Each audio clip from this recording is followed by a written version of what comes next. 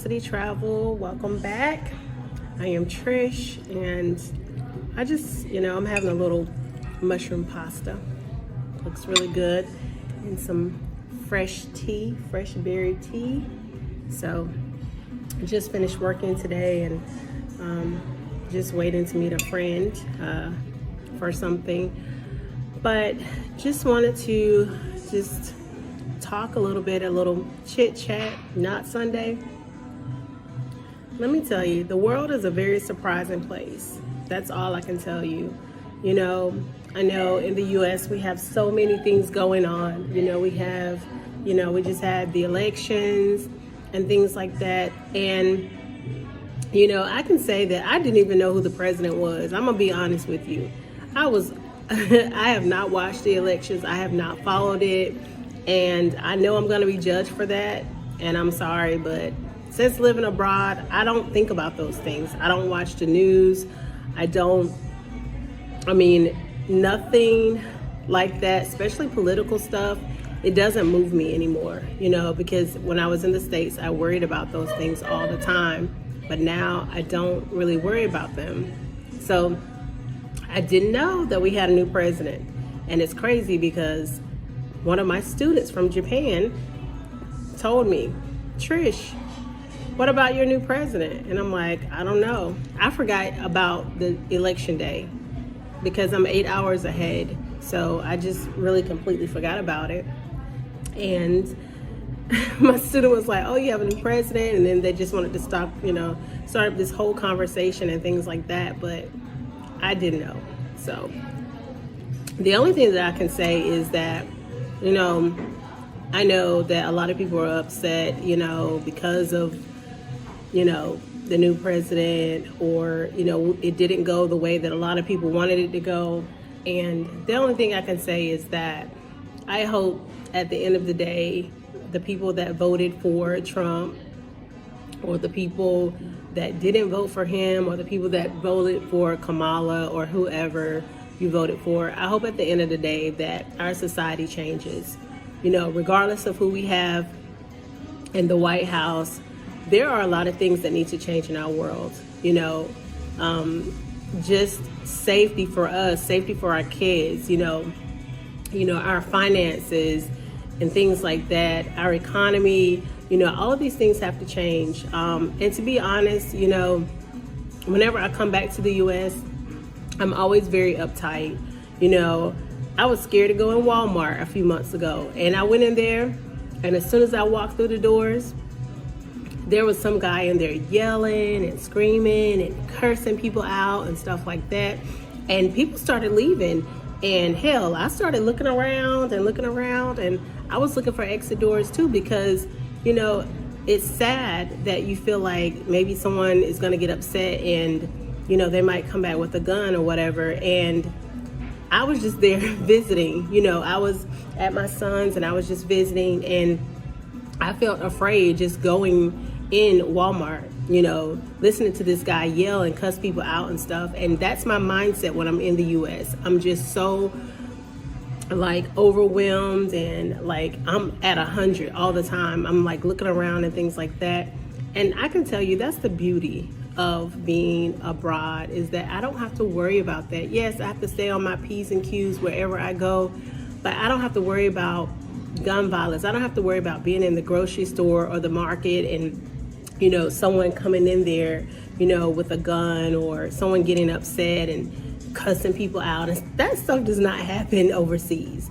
Every now and then you might see someone arguing with traffic and stuff, but that's because most places overseas, they don't have traffic lights. So people do say things or whatever, but people are not fighting each other. People are not constantly cussing each other out. People are not going around with guns and stuff. So I was just always very overly stimulated, when I went back to the U.S. And, these are the things that I worry about. These are the things that is detrimental to our country, to our livelihood, to our kids, to our grandkids, and our family members and stuff, because those are the things that matter, right? Safety, being able to feed your family and things like that. And that's what matters, I mean, at this point, who is president, I really don't care, you know. Sad, but it's so, but I don't.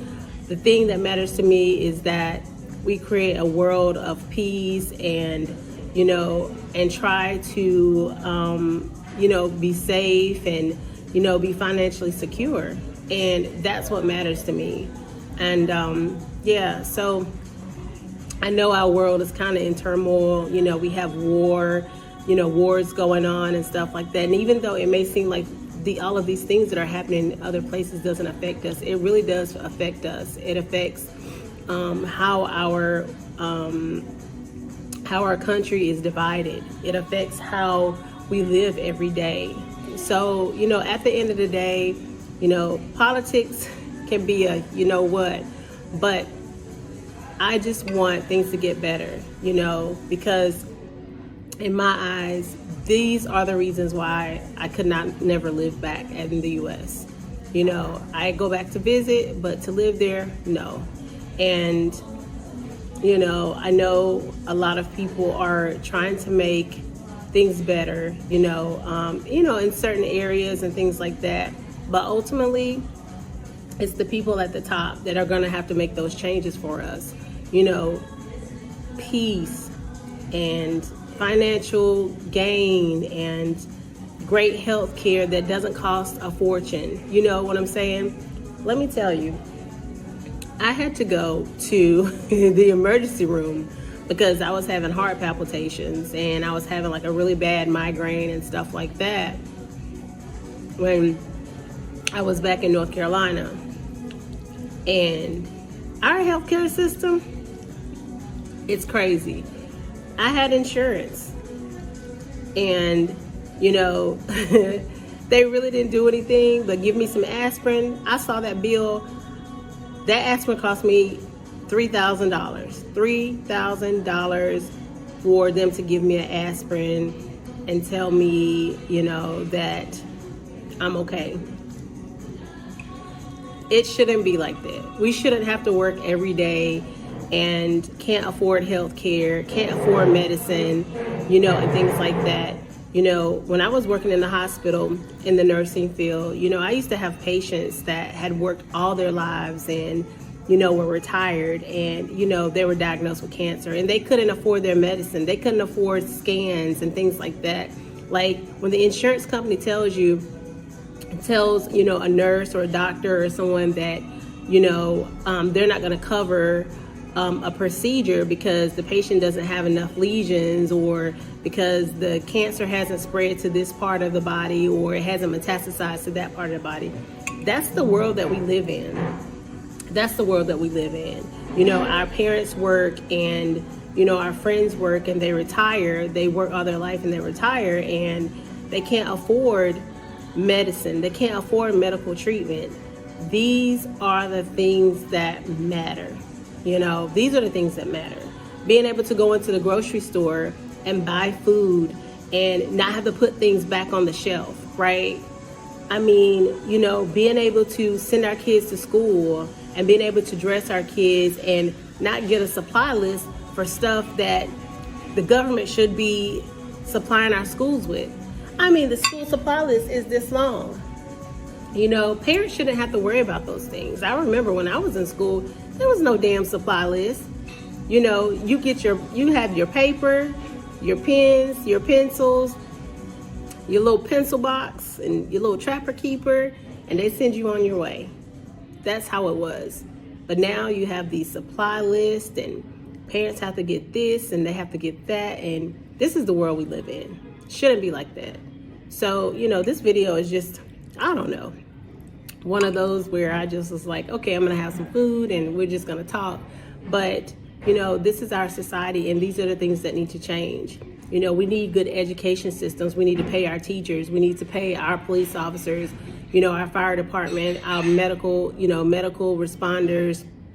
You know, we need to do something about these gun policies. We need to provide sufficient health care. And also the cost of living and cost of medication, like all of these things are the things that matter, you know.